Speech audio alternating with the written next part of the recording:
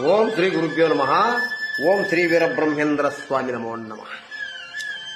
Part 4 వరకు తెలుసుకున్నాం కదా. పార్ట్ 4లో గొంతు పట్టుకుంటే వాళ్ళందరినీ గొంతు పట్టుకుంటే నడుస్తుంది కదా. వాళ్ళంతా కట్టెలు కట్టాలు తీసుకొచ్చినప్పుడు ఒక లేదని గొంతు పట్టుకుంటే వాళ్ళు వెళ్ళిపోతారు. అప్పుడు ఆమె చెప్తాది, నేను ఒక్క సైగ చేయకపోతే నిన్ను నరికి పోగులు పెట్టేవాళ్ళు. నిన్ను ఆడదాని చమత్కారం చూసావా? ఆడది ప్రాణం నిలబెడుతుంది, ప్రాణం తీస్తుంది. ఆడదాన్ని నమ్మితే అర్తికొచ్చు, కొర్తికొచ్చు, తప్పితే తలకాయకొచ్చు. ఇది గమనించాలి.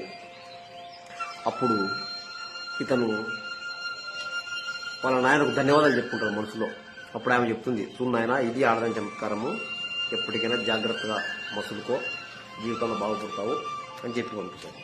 అప్పుడు అతను వాళ్ళ నాయనకు ధన్యవాదాలు చెప్పి, నాకు మంచి మంచి విషయాలు నేర్పించావు తండ్రి, నువ్వు నాకు జీవన శోభన మార్గాన్ని ఏర్పరిచావు, ఎలా బ్రతకాలి అని, ఎలా కష్టపడాలి, ఎలా బ్రతకాలి అనేది కూడా నేర్పించినావు అని వాళ్ళ నాయన ధన్యవాదాలు చెప్పి ఒక పేదింటి అమ్మాయిని చేసుకుని జీవనం హ్యాపీగా సుఖంగా సాగించేస్తూ ఉన్నాడు.